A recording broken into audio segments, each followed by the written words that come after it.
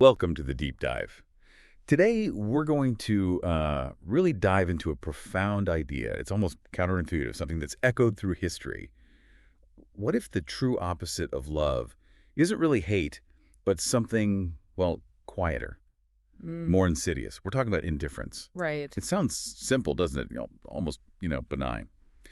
But as we'll explore today, especially looking through the lens of figures like Nobel laureate Elie Wiesel, indifference can be just devastating. Absolutely devastating. Wiesel argued it always benefits the aggressor, never the victim. It's a chilling thought. It really is. Yeah. So our mission in this deep dive is to truly grapple with these perils of indifference. We'll be drawing insights from, well, a really eclectic collection of sources you provided. We're Mm. talking ancient rhetoric, philosophy, modern self-help, major historical speeches. It's quite a mix. It is. And what's fascinating, I think, is how these diverse perspectives, they all seem to illuminate the forces that compel action or, conversely, allow inaction. Exactly. We want to uncover what it truly means to bear witness, to remember history, and crucially, to act with purpose when faced with injustice. And connect those dots, right? See how these seemingly disparate texts actually weave together this cohesive understanding of engagement responsibility. And that urgent call that Wiesel emphasized so powerfully to never remain silent, to reject indifference. These sources offer, well, incredibly rich soil for this. Indeed. What's truly fascinating here is how many of these texts, across different eras, different purposes, guiding personal ambition, shaping national conscience, they implicitly or explicitly address this profound importance of engagement Right. and the insidious consequences of apathy and, well, the transformative power of both individual and collective action. We're going to be connecting some, I think, unexpected dots today. Showing how these voices, even centuries apart, speak to this singular vital truth about human responsibility. Exactly. A responsibility to not be indifferent. Okay, so let's unpack this idea of indifference. Maybe we could start by exploring what actually sparks action. Starting at the individual level. Good place to start. There's this classic philosophy from the Reverend Russell H. Conwell. He's famous for his lecture, Acres of Diamonds. Ah, yes. A classic. And it really drives home this premise that immense opportunities for wealth, personal fulfillment, even making a real impact, they might exist right where you are. In your own backyard, basically. Exactly. In your own environment, with your own skills, your friends, just waiting to be discovered is a direct challenge to that feeling of, opportunity is elsewhere. Precisely. And Conwell's approach, it wasn't just abstract philosophy. He was actually quite strategic, almost like an early master of audience segmentation and localized storytelling. Oh, really? How so? Well, before he gave that lecture in a new town, he'd arrive early, sometimes days early. Right. And he'd talk to everyone, the local postmaster, barbers, hotel keepers, school principals, ministers. He'd visit factories, stores. So really getting the lay of the land. Exactly. Engaging with people to understand their local conditions, their history, the opportunities they'd had, and crucially, what they had failed to do. The unmet needs. Ah, the missed opportunities right there. Precisely. And he meticulously noted every town, he said, always failed to do something. This let him tailor the lecture specifically for that audience, always emphasizing that every person has the opportunity to make more of themselves, to find their own acres of diamonds right where they are. That's ingenious, making a universal message feel really personal and immediate. It was a way to shake people out of their local complacency, their indifference to their own potential. And it all kicks off with that legendary story, doesn't it? The parable of Ali Hafed, The Persian farmer. an ancient Persian farmer who, by all accounts was wealthy, contented, pretty much content because he was wealthy and wealthy because he was contented. A nice little cycle. Until this Buddhist priest visits him, tells him how the world was made: fog, fire, cooled down, granite, copper, silver, gold, and then diamonds. Ah, the magic word. Right. The priest describes diamonds as a congealed drop of sunlight, giving them this huge, almost mystical value. Sowing the seeds of discontent. Totally. Ali Hafed hears this, and suddenly he's utterly discontented. He's picturing mountains of diamonds. So, blinded by this new desire, what does he do? He sells his huge, fertile farm for basically nothing Oh, no.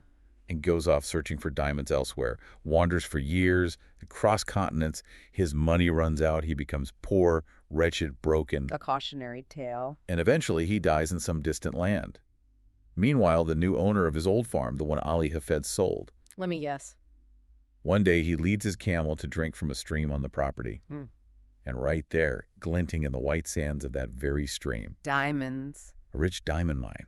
What Ali Hafed saw across the globe with all that fervor and despair was literally in his own backyard the whole time, overlooked. It's such a powerful narrative, isn't it? And Conwell, he used it to make a pretty provocative point about wealth and morality, something that might raise eyebrows today. Yeah. He argued that if you could honestly get rich, it wasn't just okay, it was your Christian and godly duty to do so. Wow. A duty. Yeah. He directly countered what he called the awful mistake of pious people to think you must be awfully poor to be pious. So being poor wasn't inherently virtuous in his view. Not at all. He was blunt about it. Money is power, money is force, money will do good as well as harm. He believed that in the hands of good people, money could and had accomplished immense good. So wealth creation, if done ethically, was actually a tool for progress, an engine for civic good. That was his argument, a direct antidote, you could say, to passively accepting economic stagnation or believing poverty was somehow noble. It was about active creation. He didn't mince words about poverty either, did he? His views might sound quite scary to us now. No, he really didn't. He argued that the number of poor who are to be sympathized with is very small, pretty direct. And he stated that there wasn't a poor person in the U.S., basically, who wasn't made poor by their own shortcomings or the shortcomings of someone else. Okay, that's a strong statement. Did he make any exceptions? He did. He made a crucial distinction for what he called God's poor, those who genuinely couldn't help themselves due to illness, disability, circumstance. But his broader message, intense personal responsibility, the belief that it is all wrong to be poor anyhow. It's a perspective that, while maybe overly simplistic by today's understanding of systemic issues, really does challenge any societal indifference to economic struggle, right? It frames it as something to be actively overcome, not just accepted. Absolutely. He was very much a man of his time, strong emphasis on self-reliance, local engagement, and he defined greatness quite differently, too. How so? Not in the holding of some future office, he said, but it really consists in doing great deeds with little means and the accomplishment of vast purposes from the private ranks of life. So everyday greatness, impact from where you are. Exactly. He urged people, be great here now in Philadelphia by improving their streets, schools, homes. His point was, if you can be a good citizen, make better homes, give blessings to your city, whether you work in a shop, behind a counter, keep house, you'd be great anywhere. That's a powerful call for local action over waiting for some external validation, a real counter to the indifference of someone else will fix it. Precisely. And he didn't just talk the talk. Right. The Temple University story. Tell us about that. It's a great illustration. He often told the story of a little girl, Hattie Mae Wyatt. She heard him preach, asked about plans for a bigger church. He said he had no money. And she? She offered her savings 57 cents to start the fund. Just 57 cents. Wow. But that initial donation, given with pure enthusiasm, apparently helped build the church and eventually led to founding Temple University. It started as a college for, as he put it, strong men and women who could labor with both mind and body. Incredible. Shows how putting that enthusiasm into others, refusing to be indifferent even to small beginnings, can lead to huge things. Absolutely. Conwell himself lived it. He believed, not a moment, not an opportunity must be lost. He was apparently guardian for over 60 kids at one point, even stopped a runaway horse to save 2 women, missing his own lecture because he went to the hospital. His life really embodied that message of active engagement, didn't it? It did. So connecting this back to our theme, Conwell's whole lecture, his whole philosophy, it's a powerful antidote to a specific kind of indifference, right? The indifference of overlooking what's right in front of you, your immediate potential, or that passive belief that change or opportunity has to come from somewhere else, someone else. He's shouting, look around you, be present, engage with what's here. Shake off that local apathy, tap into your own power, find your own acres of diamonds. Exactly. Okay, so Conwell points us to the external acres of diamonds. But then Earl Nightingale comes along and pushes us inward. Right, into the mind. He reveals that maybe the most fertile ground for opportunity and for combating indifference isn't just our environment, but the landscape of our own thoughts. The strangest secret. Yeah, the strangest secret. His core idea. Every one of us is the sum total of his own thoughts. And he says something really provocative. Go on. He is where he is because that is exactly where he really wants to be, whether he'll admit that or not. Oof, that's confronting.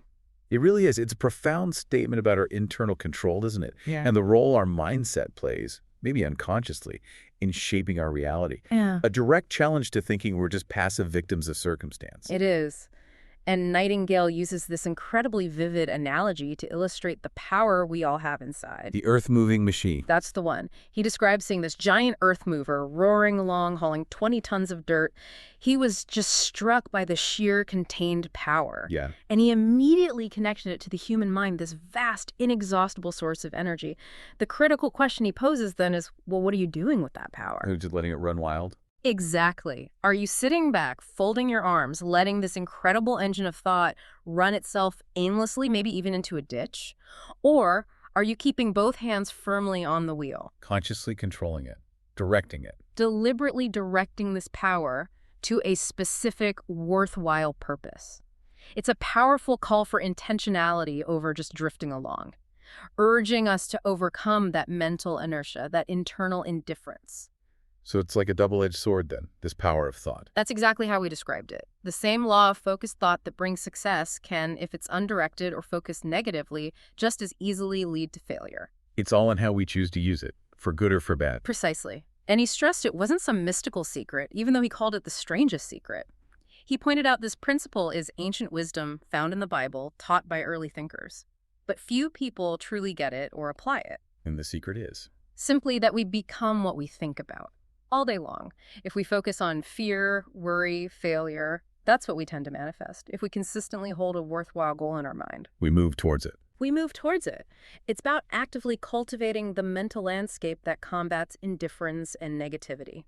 And he wasn't just philosophical about it, right? He offered practical steps, the 30-day test. Exactly. Very practical advice. He said, set one definite, clearly defined goal. Write it on a card. And look at it constantly. First thing in the morning, last thing at night, several times during the day. Let your mind mull it over, think about it from all angles, speculate freely. That crucially. Refuse to believe any circumstances are strong enough to defeat you. Act promptly, decisively, when your course is clear, and then that direct nod back to Conwell. Remember, you're standing in the middle of your own acre of diamonds. Yes. But now reframed as an internal opportunity. And he added a practical tip for agency. Save at least 10% of what you earn. These are all steps designed to break that cycle of aimless thought, passive dreaming, the hallmarks of indifference. Nightingale really takes Conwell's idea, the external opportunity, and gives us this internal roadmap. Anchors it deep inside us. It's all about conscious self-directed action, isn't it? It absolutely is, and his description of the creative person reinforces this. Right, not someone waiting for lightning to strike. No, someone who actively realizes their mind is an inexhaustible storehouse, someone constantly taking in information, but critically has a clearly defined set of goals. And uses time for imagination. Yes, uses part of each day for imaginative thinking about self, work, fellow human beings, and importantly, respects and listens to others' ideas without prejudice. That open-minded engagement, that respect, that itself feels like an antidote to intellectual indifference, doesn't it? It really does. Okay, so this raises a really important question. If our beliefs, our internal states, are so powerful, how do we make sure they're aligned with positive, engaged action? Instead of just slipping into passivity or that self-protective indifference. That's the million-dollar question, isn't it? And Tony Robbins in Awaken the Giant Within offers a very direct, almost you could say mechanical approach to cultivating that internal landscape for purposeful action. How does he frame it? He talks about beliefs acting as filters for our perceptions, like commands to our nervous system. Filters, so they shape what we even notice. Exactly. He quotes Edmund Spenser, writing way back, "It is the mind that maketh good of ill, that maketh wretch or happy, rich or poor." Robbins basically brings that ancient wisdom into a modern practical framework. Our convictions literally shape what we see as possible or impossible. So if beliefs are these powerful commands, these filters, changing them must be fundamental to any real breakthrough. Absolutely. Robbins states it plainly. All personal breakthroughs begin with a change in beliefs. And how do we do that? Just decide to believe something new? Well, he suggests things like new experiences, continuous learning, even directly confronting old notions. It's about actively modifying those beliefs, changing the lens we see the world through. It's not just think positive, it's a deeper rewiring to overcome those self-limiting beliefs that often just paralyze us, breed in action, resignation. Okay, that makes sense. And beyond beliefs, he talks about states, right? Our moods or physiology. Yes, exactly. Those fluctuating emotional and physiological conditions. He argues we can shift our state dramatically by altering our internal representations, what we picture in our minds, and our physiological reactions. Like how we hold ourselves. Precisely. He gives the example of depression often being linked to slumped posture, shallow breathing, looking down. Consciously changing those things, standing tall, breathing deeply, holding your head high can directly counteract those negative feelings. It's like a physical act of defiance against that emotional droop, that indifference. You could say that it cultivates a more resourceful, engaged presence. Our body language doesn't just express our mood, it can actively change it. Fascinating. And Robbins also really hammers home the power of clear goals, right? The Yale study. Ah, yes, the famous, though sometimes debated, Yale goal study anecdote. The story goes that only 3% of graduates who had clear written goals significantly outperformed the other 97% in net worth decades later. Whether the study itself is perfectly accurate or not, the message is powerful. Exactly. It underscores the importance of goal clarity as a non-negotiable foundation.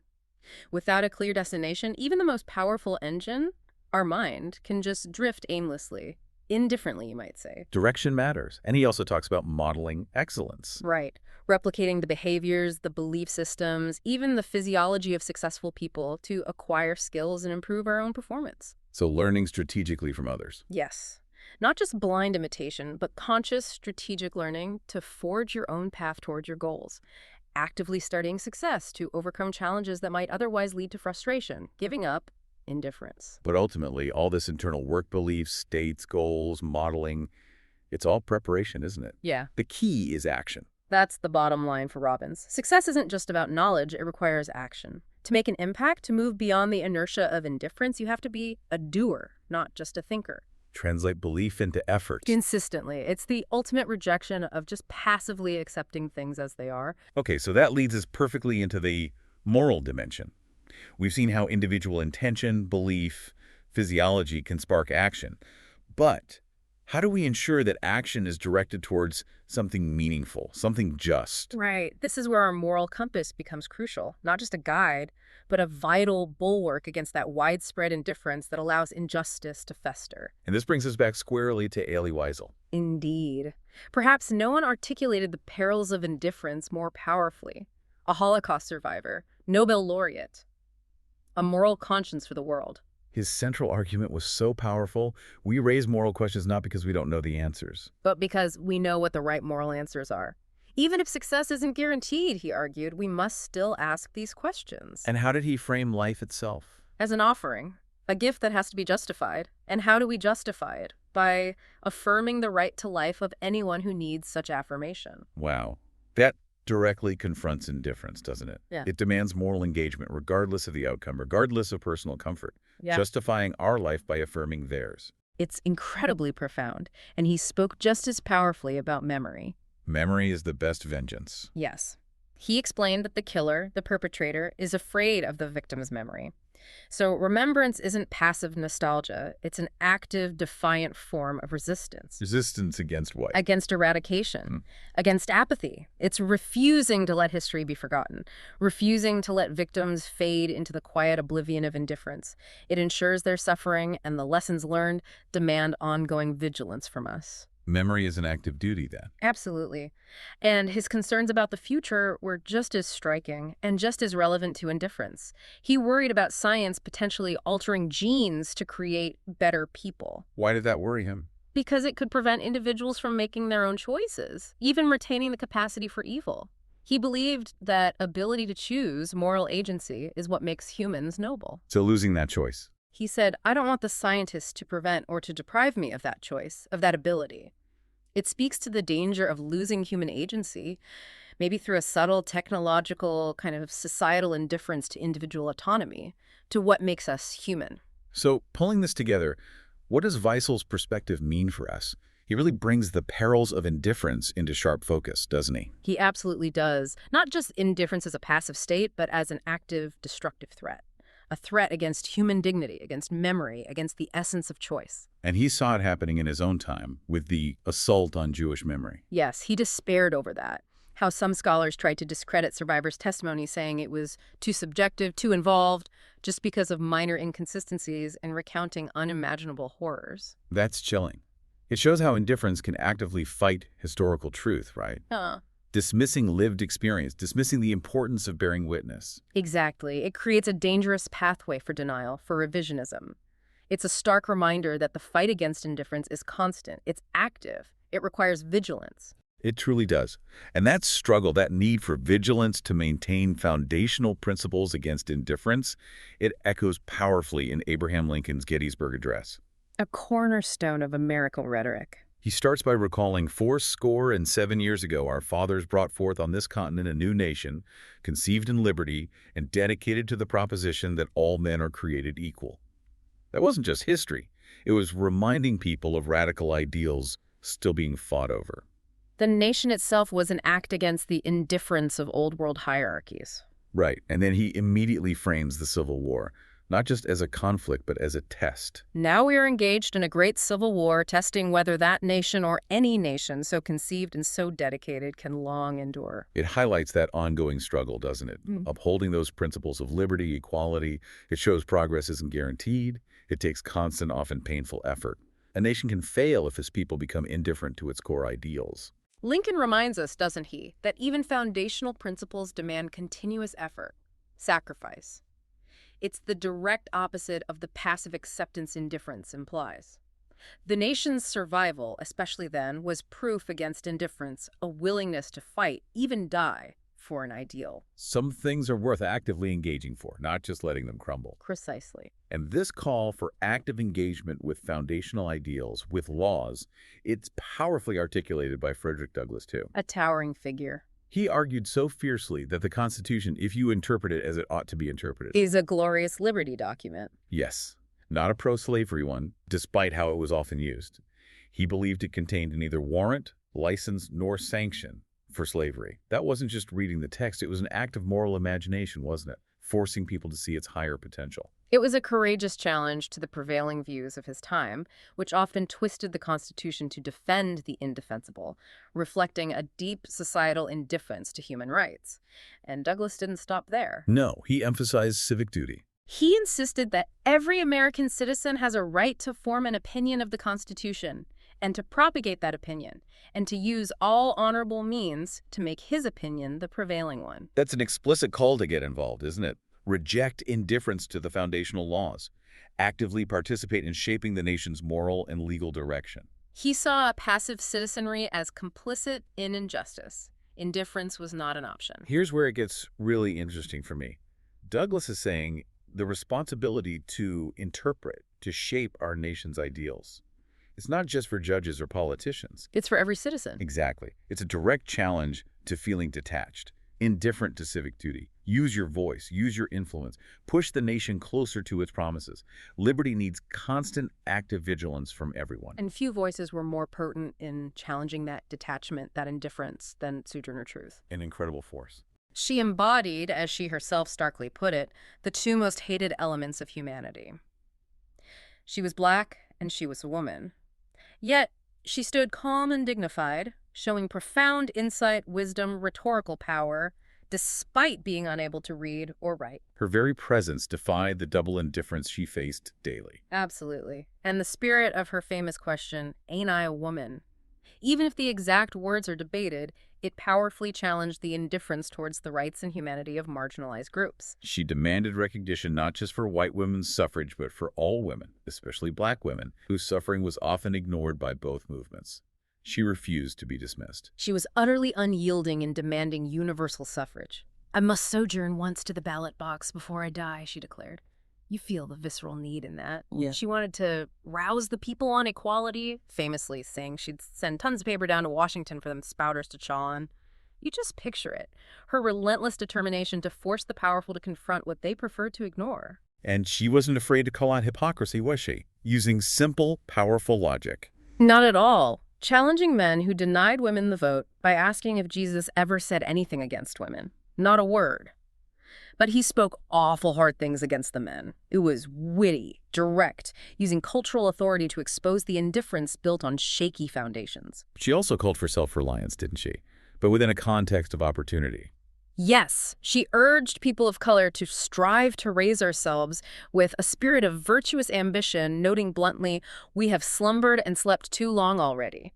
But she knew self-reliance needs fertile ground. Right, she advocated for equal opportunity. From cradle to manhood, and she detailed the astonishing extent to which Black people were shut out of common jobs, printing, sales, pharmacy, government, even decades after the Civil War in 1867. That's systemic exclusion. Yeah. That's a concrete manifestation of societal indifference, isn't it? The denying the whole communities the chance to find their own acres of diamonds. Sojourner Truth vividly illustrates the concrete, devastating dangers of societal indifference, of systemic apathy.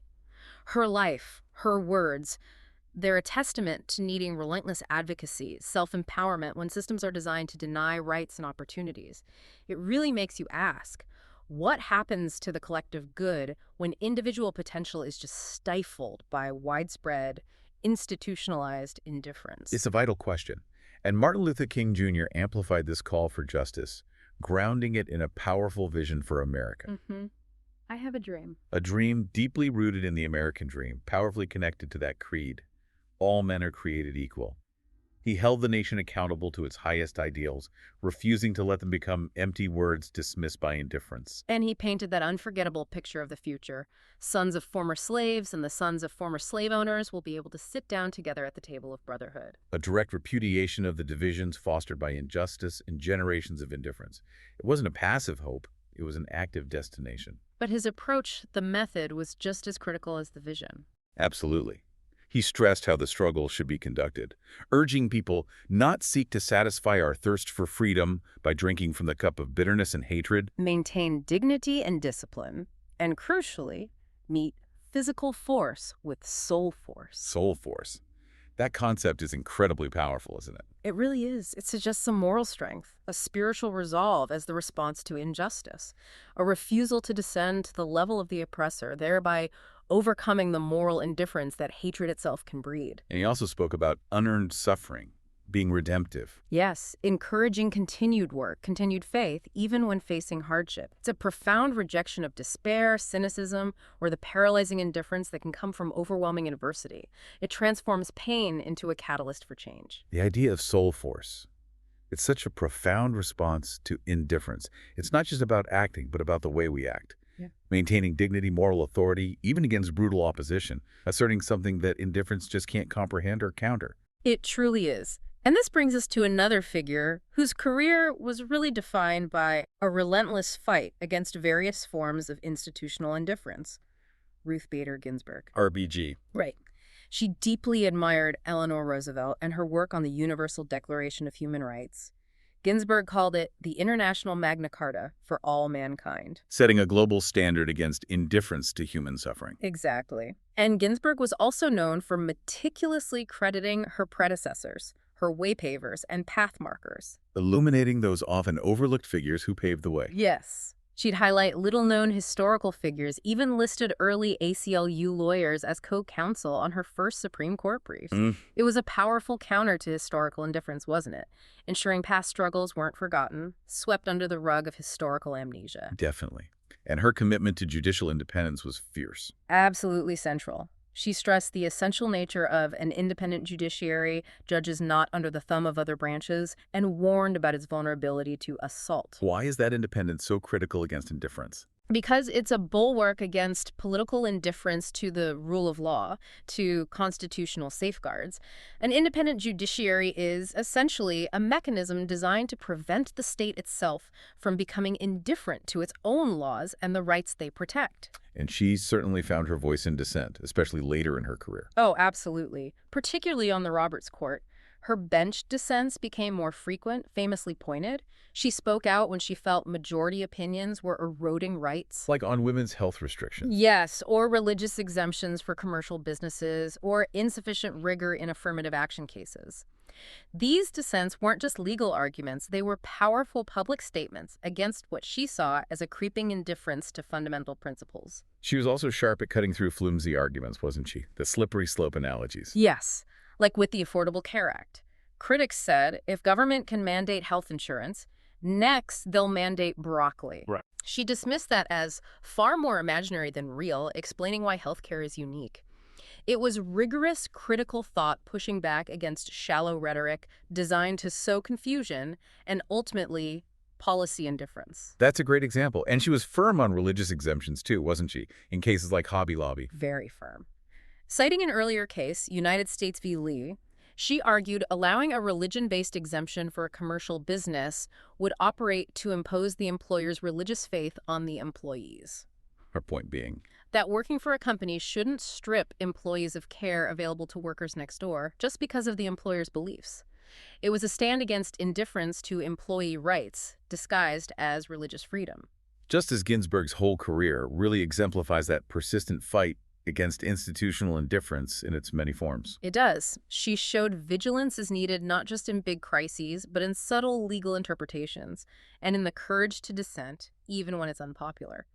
Which raises a crucial question for today, doesn't it? Which is, how do we ensure the very structures designed to protect rights don't themselves become sources of indifference? Through complacency, political pressure, subtly eroding the protections they were meant to uphold. that's a sobering thought. Okay, moving from the moral compass to how we actually communicate these imperatives. Let's look at the art of persuasion, starting way back with Plato. Right. In dialogues like Phaedrus and Gorgias, Plato offers this powerful critique of rhetoric. He draws a stark contrast Between what? between superficial rhetoric, the kind that just panders to fleeting popular opinions, and true philosophical discourse, which he believed had to be rigorously grounded in knowledge and truth.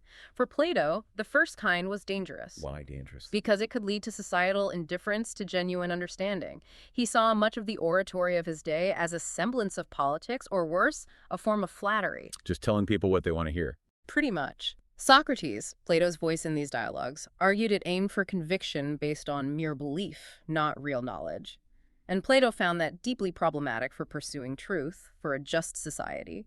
It could easily substitute eloquent persuasion for real understanding. Making people feel informed without actually being informed. Exactly. A subtle but pervasive kind of intellectual indifference that he feared could quietly undermine democracy's foundations. This pursuit of truth led to some challenging debates too, right? Like doing wrong versus suffering wrong. Yes, the debate between Socrates and Polus and Gorgias. Socrates famously argues that doing wrong will be worse than suffering wrong. Why? Because it does greater evil to the soul of the wrongdoer. It challenged conventional views of power, happiness, arguing moral integrity is more valuable than perceived advantage or hurting others. A direct counter to the moral indifference that lets people commit injustice for personal gain. He also critiqued specific speeches like Lysis's on love. He did. Socrates found it cold, calculating, driven by self-interest and advantage. He felt it missed the true nature of love, reducing something profound to a transaction. So, a lack of real understanding or empathy manifesting as emotional indifference, even in persuasion. That's a good way to put it. And Plato even extended his critique to the act of writing itself. Really, how? In Phaedrus, he tells the myth of the Egyptian god Thamus criticizing writing. Thamus worried it would atrophy people's memories, making them rely on external notes, not internal recall. Okay, interesting. But crucially, Thamus also said writing cannot answer back. It can't develop ideas in conversation. It leads to passive, uncritical reception. It could make people seem wise without being wise. Wow, that's remarkably prescient, isn't it? Thinking about how we consume information today. It is. And Plato's own use of the dialogue form, you can see it as his attempt to overcome those limits. His dialogues are more elliptical and ironic. They don't just give answers, they provoke questions. To engage the reader actively. Exactly. Engage them in a philosophical quest. The form itself fights the passivity, the intellectual indifference he worried writing could foster. The true rhetorician, for Plato, wasn't just a speaker. They were a dialectician, a philosopher, a true lover, engaged in living conversation that helps recall truth, not just impart data. This is absolutely fascinating. Plato's basically saying communication can either stir us to truth and action, or it can lull us into this dangerous intellectual indifference. Yeah. Where surface belief replaces deep understanding. It really does remind me of modern echo chambers, misinformation, the appearance of knowledge trumping real inquiry. A very apt comparison. Now, Aristotle, in his Rhetoric, gives us a more, let's say, practical guide, still ethically aware, but acknowledging the realities of public discourse. What do you focus on? Things like melodiousness, rhythm, voice variations, that delivery to convey feeling effectively, aiming for a delivery that causes no annoyance so the audience actually absorbs the content rather than tuning out with indifference. Clarity and impact were key. So it's not just what you say, but very much how you say it. And he advises on using praise and blame strategically. Yes, acknowledging the orator's power to shape perception. He suggests, for instance, you can frame an overcautious person as cool and calculating, or a foolish one as trustworthy. Or flip vices into virtues. Right. Interpret a rash person as courageous, or a wasteful person as generous. It's insight into the subtle art of reframing, how words shift perspectives, for good or ill. And considering the audience is paramount for Aristotle. Absolutely. He notes, Riley, it is not difficult to praise Athenians among Athenians. The orator has to speak as though what is held in honor among each group were actually present. Tailor the message. Connect with their values. Yes, and draw what is held in honor toward what is beautiful. Connect actions to ancestral honor, past glories, to elevate the message and inspire action, not apathy. So Aristotle gives us the mechanics of moving people, but also hints at that ethical tightrope. He does. That ability to subtly shift perception is powerful, and it demands a critical, non-indifferent audience to tell truth from manipulation. Which raises that question again. How do we protect ourselves from rhetoric that aims to manipulate, to lull us into accepting a false reality rather than enlighten? A timeless question. Cicero, the great Roman orator, really elevates the role of eloquence, doesn't he? Sees it as more than technique, it's a civic virtue. He absolutely does. He speaks of its magnificent power. Quid tamque magnificum. What is so magnificent as to turn the movements of the people, the scruples of judges, the gravity of the Senate by a single speech. Persuasion for him was the engine of civil society. And the orator's role. He described it as royal, liberal, munificent, noble, generous, their task. To bring help to suppliants, raise up the afflicted, grant salvation, free from dangers, keep men in the community. That's a clear call to engaged, impactful action, the absolute opposite of indifference, the orator as a vital force for good. Exactly. Actively intervening, not just observing or entertaining. And Cicero stressed it wasn't just book learning. Right. Practical experience mattered. Crassus, in De Orator, emphasizes true ability comes from the forum, politics, friends' affairs. Being embedded in the real world, understanding human nature, the real stakes, eloquence honed in the crucible of public life. And he understood the power of emotion, too. Profoundly. He knew logic alone often fails to move people from apathy. He listed love, hatred, anger, envy, mercy as the Dicendi faces, the torches or expressions of speech an orator must master to move judges. Because emotion stirs the will. Precisely. And indifference often settles where the will remains unstirred, though he noted these potent tools weren't for trivial matters, implying an ethical responsibility in their use. This idea of rhetoric as comprehensive training really gets expanded by Quintilian, the Roman rhetorician. Yes, Quintilian believed the art of oratory includes all that is essential for training an orator, right from infancy through all elementary stages. They're not just finishing touches. No, it was about shaping the entire moral and intellectual character from the start, building a fully engaged human being, resistant to indifference from the core. And getting it right early was crucial. He stressed that. Much better to absorb the best possible principles early, because how hard it is to get rid of faults which have once become ingrained. He even told the anecdote about the piper Timotheus. Who charged double. Yeah, double for students already taught by an inferior master, because unlearning bad habits was extra work. And he echoed Plato. True rhetoric is impossible for any save a just and good man, impossible without the knowledge of justice. For Quintilian, ethics and eloquence were inseparable. A truly skilled orator couldn't be indifferent to truth. And he formalized the structure, the 5 parts. Right. Invention, finding arguments, arrangement, organizing, expression, wording, memory, recalling, and delivery speaking. Integral parts of rhetoric, not just tasks, each vital for crafting a message that cuts through indifference. And what did he see as the pinnacle? Improvisation. He called it the crown of all our study, the highest reward. Essential for an orator to help in most serious emergencies. The ultimate expression of readiness, engagement, being able to act effectively, thoughtfully, right when it matters. Exactly. The true antithesis of intellectual or civic indifference, being prepared to respond. So this whole sweep of classical rhetoric, it really underscores effective communication as a powerful tool against indifference. It does. It's not just what you say, but how? Your character, your understanding. An active craft demanding commitment to truth and justice, or at least the appearance of it. And that, of course, is where the ethical challenge always lies. Okay, let's shift gears now to daring to engage. Looking at the internal courage needed to move beyond indifference. Brené Brown's work here is transformative. It really is. Her research on wholehearted living. Defined by what again? Courage, compassion, and connection. She argues these aren't just qualities, they're practices, things we actively cultivate to move away from the paralysis of indifference. And the surprising key she found. Vulnerability. It emerged as the single clearest value shared by all. Wholehearted people, she studied. She calls it the catalyst for courage, compassion, and connection. So being vulnerable isn't weakness, it's the starting point for engagement. Exactly. Attributing everything from success to proud parenting moments to that ability to be vulnerable, it's the willingness to show up, be seen, even with no guarantees.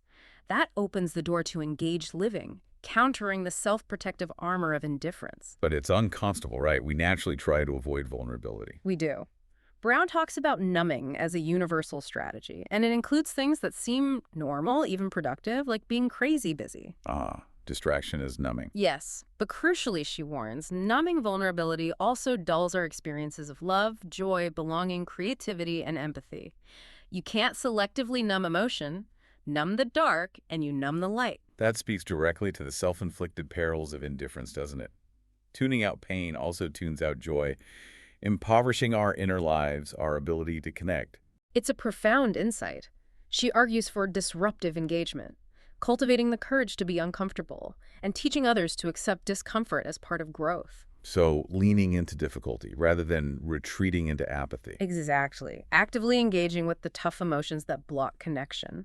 Choosing to stay open to the world, even its pain, instead of retreating into the false comfort of indifference. And she connects this directly to parenting. Strongly. If we want our children to love and accept who they are, our job is to love and accept who we are.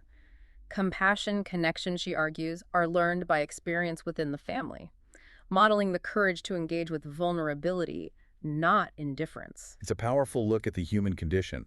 Brown shows indifference might seem like self-protection, but it ultimately impoverishes us. Yes. That willingness to be vulnerable, feel deeply, engage wholeheartedly, that's what enables true connection, courage, both essential to counter indifference in ourselves and the world. Another powerful, though often funnier voice against indifference is Kurt Vonnegut. Vonnegut, yes. He had this deep belief that communities are all that's substantial about the world. All the rest is hoopla.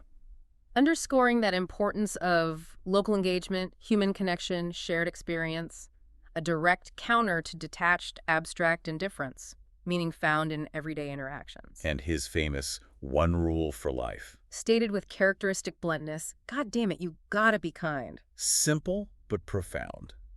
Where did he get that? Inherited from his German freethinker background, he said. He attributed it to Jesus, calling him the greatest and most humane of human beings, and the Sermon on the Mount, the only good idea we have had so far. So that simple rule, be kind, is an active rejection of cruelty, of indifference, requires constant conscious effort. Absolutely. And he saw the writer's role similarly, as a teacher, first and foremost. Conveying what message? A deeply empathetic one. I feel and think much as you do, care about many of the things you care about, although most people don't care about them. You are not alone. Fostering connection, countering the isolation that breeds indifference, making readers feel seen. Exactly. And he certainly didn't shy away from confronting moral indifference on a bigger stage. Like with the Vietnam War. Oh, strongly. Call it a horrible mistake, a civil war we attacked, driven by moral outrage. His call to save our honor, prevent a victory through genocide, a fierce rejection of political and moral indifference. True kindness, for him, sometimes meant speaking hard truths to power. He even praised librarians, didn't he? He did. Those quiet guardians. Not famous for their physical strength or great wealth, he noted, yet they staunchly resisted anti-democratic bullies, often standing up for intellectual freedom. Highlighting that quiet, courageous resistance to ideological indifference. Heroism isn't always loud. Vonnegut offers this wonderfully humanistic counter-narrative to indifference. Focus on kindness, community, moral courage. Provides a relatable framework for engagement. Not grand gestures, just consistent, everyday humanity, active choices to connect, care, speak up. Okay, shifting now to a more grand-scale intervention. Theodore Roosevelt, a phenomenal example of daring to act. TR, yes. Yeah. The trust buster, the man of action.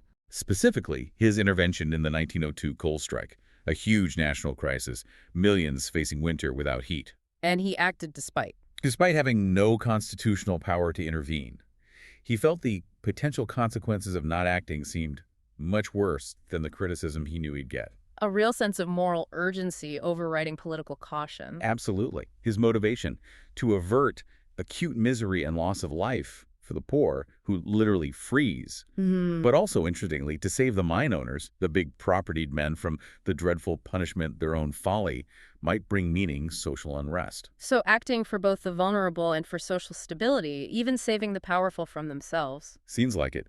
Willing to risk backlash for the greater good. Refusing to be indifferent to suffering or reckless self-interest. Inaction for him was profound indifference. And this came from a deeper belief system. Yes, his belief in a genuine democracy of spirit. His conviction that the least desirable form of an aristocracy is a plutocracy. Challenging the idea that wealth alone dictates power or grants immunity from responsibility. Government having a role in ensuring fairness. Standing against economic indifference. Exactly. He was genuinely progressive for his time, asserting labor deserves higher consideration than capital, demanding a living wage. He explicitly applied Lincoln's principles to modern industrial problems. Connecting history to present action, countering indifference to workers' rights. And his view of politicians. As merely as one of many instruments for great causes, willing to be thrown aside when usefulness ended, content just to have served. Completely devoid of political apathy when the nation's well-being was at stake. It really is a phenomenal example of daring to act, risking personal cost. Roosevelt's actions just shattered the definition of indifference, a profound sense of responsibility, refusing to let procedure or politics override a clear moral imperative. Okay, so let's delve into our final section, the weight of history and the call to self-reflection. Seneca, the great Stoic philosopher, really pushes us inward again. Right, considering the internal conditions that lead to action or inaction, his views on wealth, for instance. He argued that if you're truly wise, you should cast away distractions like excessive wealth, or at least manage it so it serves wisdom. He noted, riches have shut off many a man from wisdom. Poverty is unburdened and free from care. So materialism can breed a kind of spiritual indifference, Yeah. distract from what truly matters. That seems to be his point, and he quotes Epicurus, think on death. Not morbidly, but Think on freedom. exactly. He who learns to die has unlearned slavery. He is above any external power. It's a deep challenge to the fear that leads to subservience, indifference. Master mortality, gain autonomy. If you don't fear death, what can truly enslave you or make you indifferent to injustice? That's a powerful thought. Yeah. And the Stoic view on grief. It's often misunderstood as coldness. It is. Seneca said the wise man is not distressed by the loss of children or of friends, but endures death like he awaits his own. This isn't indifference or callousness, it's cultivated resilience. Believing grief shouldn't cast down the soul, which ought to be uplifted. Virtue requires harmony with nature. It's about rationally mastering emotions so you can continue to act virtuously, not be paralyzed by sorrow or retreat into numbness. Active self-management, not lack of feeling. You also distinguish between our public and inner selves, right? Yeah. How that relates to genuine virtue versus just performing. Yes, fascinating distinction. A quiet life does not of itself give lessons in upright conduct, he said. But when witnesses and onlookers are removed, faults which ripen in publicity sink into the background. No one makes himself elegant only for his own beholding. Exactly. Ambition, luxury, waywardness need a stage. You cure them by seeking retirement, seeking the inner self. It exposes the performative nature of some actions, the potential for internal indifference to true virtue when external pressures vanish. True virtue acts from an inner compass, not for applause. Seneca really pushes us to consider those internal conditions. True wisdom involves mastering the self, emotions, attachments, preventing both recklessness and corrosive indifference. Which raises that important question. Can we be truly engaged with the world, fighting injustice, pursuing potential, if we haven't first understood and mastered our inner selves, guarded against those subtle internal indifferences? That's a powerful point for self-reflection, and it connects nicely to Tony Kushner's reflection in The World is Waiting for You. Right, on redefining doing better. He suggests maybe doing better means more than just material gain, that this is a moment to consider what doing better really means, beyond just bigger houses and cars. A reevaluation of societal values that can breed indifference to the larger social good in favor of just individual consumerism, broadening our idea of progress itself. Indeed. And history itself throws us curveballs, forcing us away from simple judgments, doesn't it? Like the case of Chief Justice Earl Warren. A truly complex figure. As California's Attorney General during WWII, He argued for the internment of Japanese American citizens, an act of profound indifference to civil liberties looking back. a terrible stain. Yet, decades later, He leads the most progressive Warren Court, presides over landmark decisions like Brown v. Board of Education, dismantling school segregation. it completely challenges simplistic views, doesn't it? Shows progress can come from unexpected, complex sources. Individuals aren't static. It forces us to examine how people evolve, how different facets emerge at different times. It really is a moment for reflection, a powerful counter to the easy dismissal indifference allows. The complexity shows even those with problematic pasts can sometimes steer towards justice. It stops us from just shrugging off people or history, forces us to grapple with the messy, contradictory reality of human progress. Well said. And so we've journeyed through quite a landscape of ideas today. We've looked at the call to personal action, finding opportunity, The relentless fight for justice and rights. the power and the dangers of persuasion. And that internal landscape of vulnerability, resilience, self-mastery that allows us to connect, to engage. And what seems abundantly clear, across all these diverse sources, whether it's Conwell telling us to look in our backyard, or Wiesel pleading with us to remember the perils of indifference, Or Plato warning against slick rhetoric, or Brene Brown urging vulnerability. the common thread is this profound, active rejection of indifference in all its forms: action, engagement, memory, kindness, justice. They all stand as powerful, active antidotes. Antidotes to a force that can quietly, insidiously undermine our humanity. So if the true opposite of love isn't hate, but indifference, then what maybe is the true opposite of despair? Interesting question. Perhaps it's not just hope. Perhaps it's the courage to keep asking questions, to demand answers, to never stop looking for those diamonds in our own backyards, yes, but also in our own hearts and in the collective potential of humanity. Even when the path is unclear, even when the answers are hard. Especially then. It's the active choice to engage. So the question for all of us is, what will you choose to be indifferent to? And, maybe more importantly, what will you choose to act upon? Thank you for joining us on this deep dive. We really hope you'll continue to reflect on these ideas and how they shape your own engagement with the world around you.